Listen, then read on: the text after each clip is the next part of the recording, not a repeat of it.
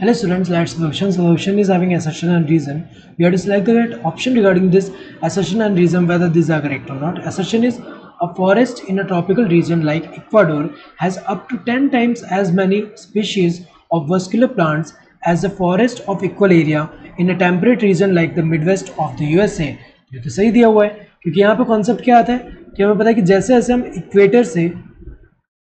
Equator से poles के toward move करें,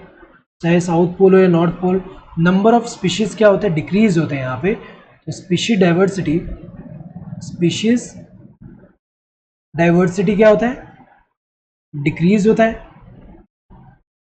हमें पता है कि इक्वेटर जो है यहाँ पे ज़्यादा स्पीशीज क्यों है, क्योंकि वहाँ पे जो है एक तो वहाँ पे जो एनवायरनमेंट है कैसा, लेस सीजनल है, कांस्टेंट है एंड मोर प्रिडिक्टेबल है। और जबकि यहाँ पे जो है सोलर एनर्जी अवेलेबिलिटी भी ज़्यादा है, जिसकी वजह से हायर प्रोडक्टिविटी होता है, जो कि कंट्रीब्यूट करेगा इनडायरेक्टली होता है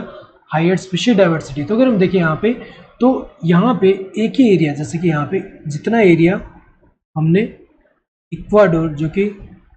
यहाँ पे ट्रॉपिकल रीजन जो है वहाँ पे है, तो यहाँ पे अगर हम देखें इक्वाडोर जो है ये कंट्री का अगर हमने इतना एरिया लिया और उतना ही एरिया जो है ये एक रीजन जो मिडवेस्ट ऑफ यूएसए जो है उसका भी रीजन अगर हम देखें इतना ही एरिया लिया,